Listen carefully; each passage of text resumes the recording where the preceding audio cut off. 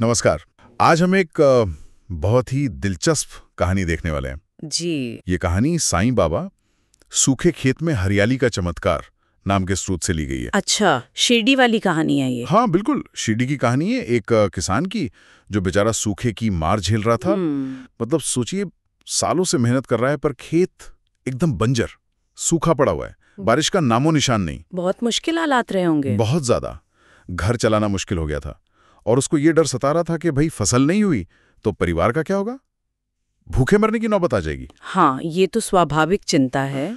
तो ऐसी ही निराशा में, हताशा में वो पहुंचा साईं बाबा के पास। और फिर बाबा ने क्या कहा? हाँ, यही तो बात है।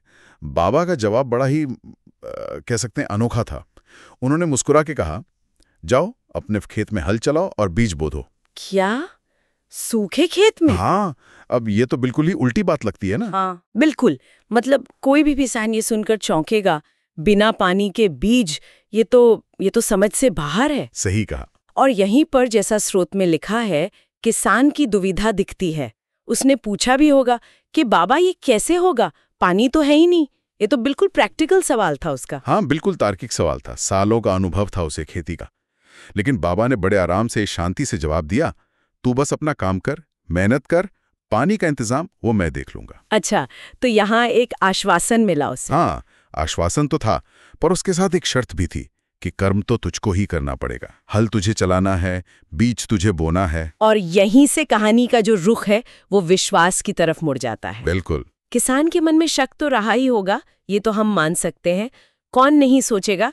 पर स्रोत ये बताता है कि उसने बाबा के शब्दों पर भरोसा करने का फैसला किया। ये हिम्मत की बात है। हाँ, बहुत हिम्मत की। उसने अगले ही दिन अपने सारे तर्कों को, सारे डर को एक तरफ रखकर वो गया खेत में, हल चलाया और सूखे खेत में बीज बो दिए। ये सिर्फ मेहनत नहीं थी फिर? नहीं, ये उसके भरोसे का सबूत था। एक तरह से उसने अपनी आस्था को कर्म में बदला। और फिर हुआ चमत्कार, जैसा कि स्रोत में बताया गया है।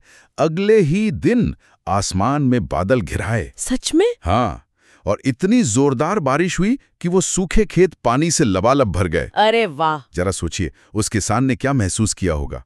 कहाँ वो निराशा और कहाँ ये उम्मीद से ज्यादा पानी। अविश्वसनीय लगता है ये तो। बिल्कुल। और कुछ ही हफ्तों में जहां कल तक धूल उड़ रही थी, वहां एकदम हरी भरी फसल लहलहाने लगी। तो उसकी मेहनत और बाबा का आशीर्वाद दोनों काम कर गए। हाँ, कहानी यही बताती है।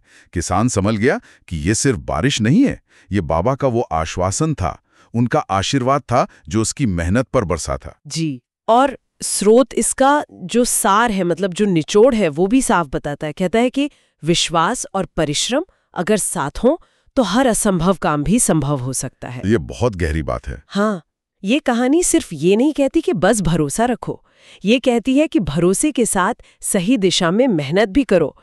बाबा ने कहा पानी मैं दूंगा, पर हल चलाना और बीज बोना वो काम किसान का था। हाँ, ये संतुलन महत्वपूर्ण है। ऐसा नहीं कि बस बैठ गए कि अब बाबा ही करेंगे सब। बिल्कुल नहीं, बाबा ने उसे कर्म करने को प्रेरित किया।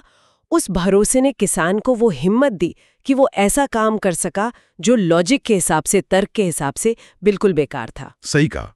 तो ये कहानी उस अंदरूनी लड़ाई को भी दिखाती है ना, कि मुश्किल हालात में हम क्या करें, हार मान लें या एक उम्मीद के सहारे कोशिश करते रहें। हाँ, वो हल चलाना सिर्फ खेत जोतना नहीं था, वो उसकी उम्मीद का, उसके विश्वास का एक जीता जागता एक्शन था। तो इस पूरी कहानी से, इस स्रोत से जो मुख्य बात निकल कर आती है वो यही है कि मुश्किल वक्त में आस्था रखना तो जरूरी है ही, पर साथ में अपने हिस्से की कोशिश करना, अपना कर्म करना, वो भी उतना ही जरूरी है। बिल्कुल, दोनों मिलकर ही रास्ता बनाते हैं। हाँ। और ये कहानी ना हमें एक सवाल के साथ भी छोड़ जाती है सोचने के लिए। अच्छा, क्या सवाल? कि जब हालात बहुत ज्यादा मुश्किल हों तो अटूट विश्वास और जो हमारी व्यवहारिक कोशिश है उसके बीच की वो महीन रेखा कहाँ होती है। मतलब किस हद तक हम किसी बाहरी शक्ति या आश्वासन पर टिकें और कब हमें अपनी पूरी ताकत लगाकर बस कर्म करना चाहिए, जैसा उस किसान ने किया बाबा की बात मानकर। ये संतुलन, ये चुनाव कैसे करें, ये सोचने लायक बात है। सब्सक्राइब करें और जुड़ें साईं बाबा की भक्ति में रोजाना। भक्ति वीडियो सबसे पहले पाने के लिए बेल आइकन दबाएं। ओम साई राम लिखकर साईं बाबा का आशीर्वाद पाएं।